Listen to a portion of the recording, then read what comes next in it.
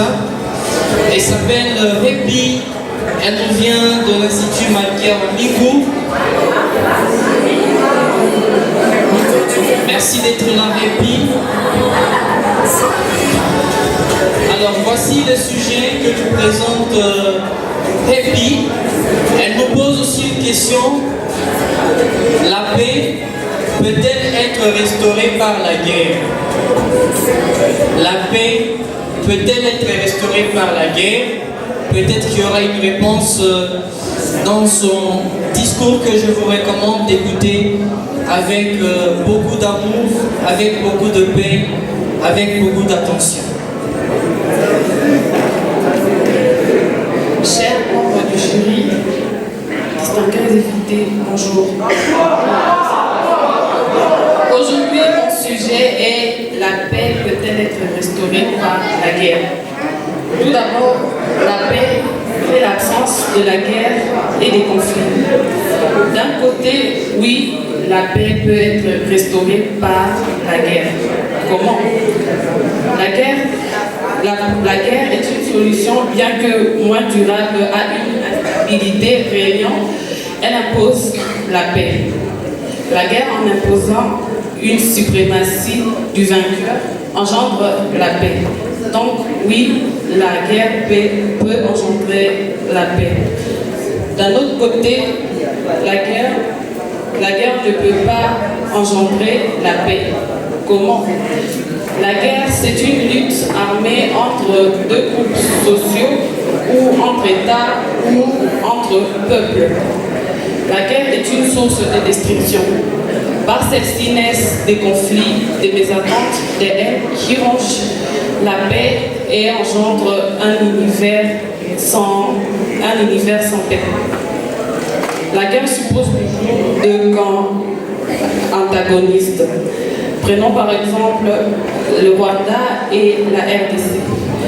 Depuis 2013 ou 2014, notre pays est en conflit avec le Rwanda et cela est dû pour juste une petite bande de terre que le Rwanda veut prendre. Depuis 10 ans, notre peuple est sous l'ombre du Rwanda. Depuis 10 ans, notre peuple vit dans la peur. Depuis 10 ans, notre peuple ne s'est toujours pas rendu compte du danger que nous guette. La guerre, en engendrant un cycle infernal d'incompréhension et d'instabilité, elle provoque des migrations, de viols, des mésententes, de pillages, des morts et des blessés. La guerre détruit, elle ne construit pas. Elle affaiblit les fondements moraux de la société et elle crée de nouvelles divisions et tensions durables.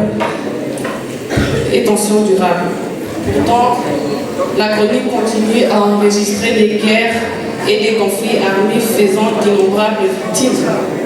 Combien de morts y a-t-il eu? Combien de femmes ont-elles été violées? Combien d'enfants sont-ils restés orphelins aujourd'hui? Combien de gens sont-ils assassinés injustement? La guerre représente un grand danger pour l'homme. Les droits humains sont bafoués et ne sont plus respectés à cause de la guerre. La violence est immorale parce qu'elle est fondée sur la haine et non sur l'amour. La confiance entre peuples n'est plus depuis que le monde a connu la guerre. On ne peut envisager un avenir meilleur que si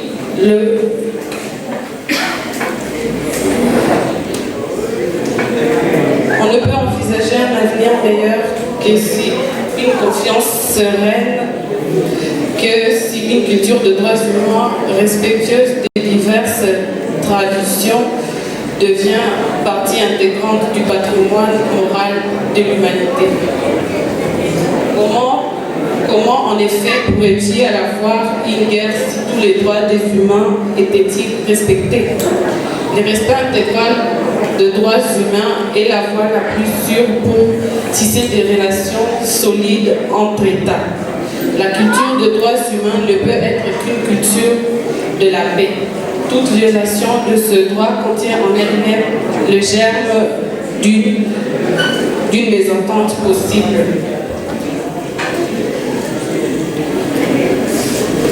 Pour une culture de droit, les humains, pour promouvoir une culture de droit, les humains doivent animer leur conscience. Il faut la collaboration de toutes les forces sociales. La liberté, la paix et la démocratie ne sont pas des dons du ciel. Chaque jour, nous devons aller par nos propres efforts les conquérir et les reconquérir sans relâche. La paix et la sécurité affirment l'acte constitutif de l'UNESCO, reposant sur la solidarité intellectuelle et morale de l'humanité, c'est-à-dire sur l'éducation pour la paix, les droits de l'homme et sur la démocratie. La justice, la tolérance, la violence, les conflits affligent l'homme et troublent le monde. Le respect et les droits humains sont reconnus à l'homme, au peuple, aux nations. Parmi ces droits, il compte plusieurs, parmi lesquels il forme les gages de la paix qui est un facteur de la solidarité et la fraternité humaine. En bref, tout ce que nous pouvons rêver, c'est un jour s'élever pour vivre selon le sens véritable de la liberté, qui est que tous les hommes sont nés égaux et libres. Il n'y aura plus de guerre ni de conflits, que tous puissions un jour manger sur la même table, parler et discuter sans mésentente, lutter ensemble, prier ensemble et résister ensemble pour la liberté.